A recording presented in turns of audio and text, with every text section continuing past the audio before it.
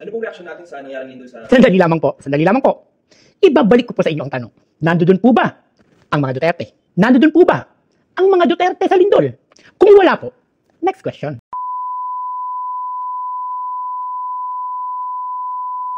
Tawa ko kay Juliana, tangina. Magkakasama kami nila Attorney Trixie nung inilabas yung depressed secretary. Sabi ni Sixado, Joey, ang galing na impression mo ni Auntie Claire. Oo nga eh.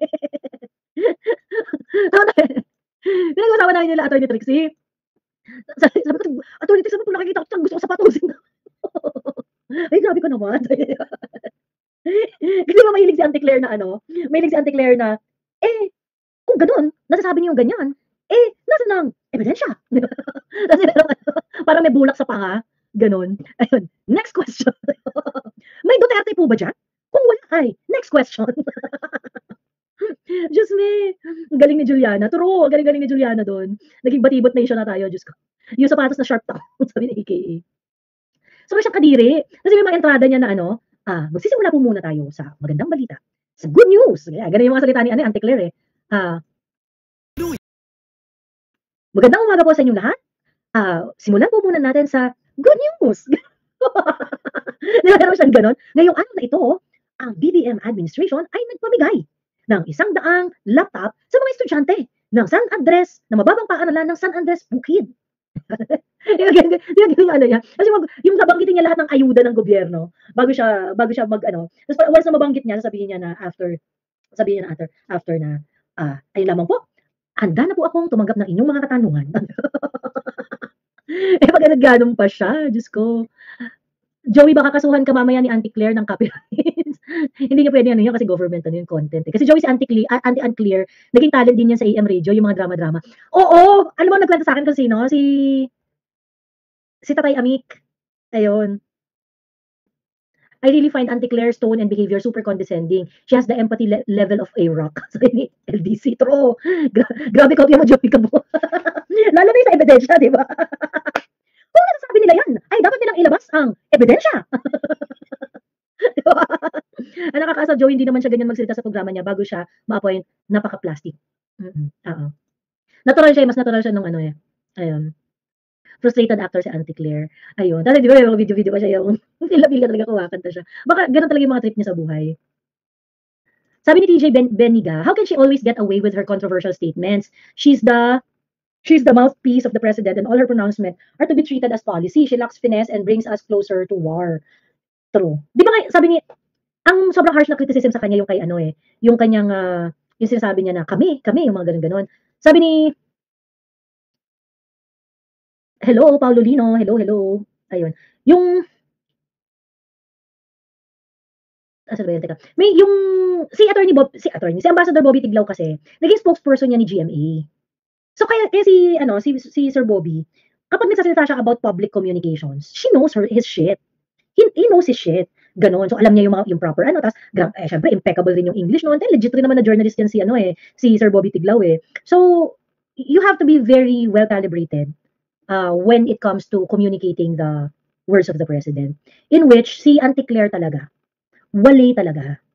Yung utak-utot talaga pagdating sa communications, ganon. She's the worst. And ako, I pity her offspring. Kasi Bongbong Marcos is not gonna be there forever. And yung mga videos niya na press secretary siya, ay makikita ng mga susunod na henerasyon at ng mga it's going to be a real joke. I mean, Auntie Claire, sa'yo pwede yan. Pwede yung mga ganyan. Sino po ba nagsabi niyan? Asan po ba ang kanyang ebidensya? Ang hilig niya sa gano'n, yung parang, tanga, hindi to korte. Anong ebidensya pinagsasabi mo? Like yung, for example, yung photo op na, handun si Teddy Herbosa, handun si Auntie Lisa, tapos yung mga tobacco people, nag-donate ng mobile clinic. Tapos sabi niya, bakit? Ano po ba ang ebidensya? Na si Teddy Herbosa ay tumanggap ng donasyon? Parang, putang ina, merong picture box. Diba?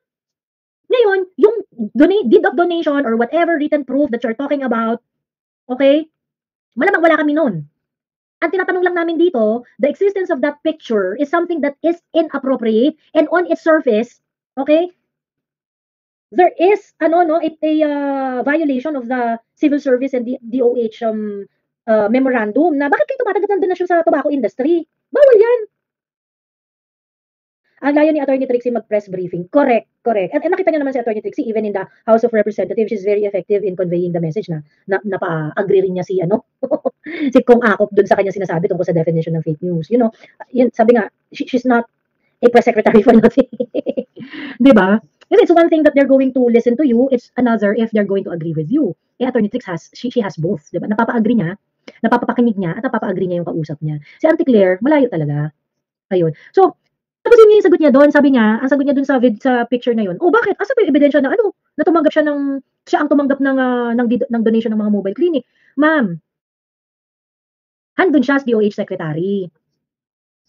The mere fact na pumoto up ka doon, tapos tinanggap mo yung mga mobile clinic, galing dito sa mga tobacco people, yung interaction na ganun mismo, pinagbabawal na yun. Eh parang ang sinasabi niya kasi, hindi naman tumanggap as an undocument at ang only way lang na magiging bawal yung ginawa nila. Okay? The only way lang na parang ganun yung explanation niya eh. The only way lang na magiging bawal yung ginawa ni Teddy Herbosa is if yung deed of donation ang tumanggap talaga ay si Teddy Herbosa. Eh, hindi po yun ganun. O kunwari, sabihin na natin ang tumanggap ng donation ay si Lisa at si Lisa ay First Lady. At hindi naman siya sakop ng Civil Service Commission at saka nung DOH Joint Circular na yun. Is the presence of the DOH Secretary in such kind of transfer prohibited interaction? The answer is yes. Prohibited pa rin yun. Yun nga yung number 1 na prohibition eh. Bawal ang mga tao sa civil service tsaka sa DOH na magpag-gudi-gudi kayo sa mga tobacco people. Bawal. In fact, pinapa-minimize nga yung interaction nyo dyan. Yung interaction nyo dapat is when it is absolutely necessary. Eh pagkatapos yung pinaportray nyo pa doon, tumatanggap ng kasi yung clear hinahanap ebidensya ng deed of sale. Talaga ba? Tanga eh. Ka-irite.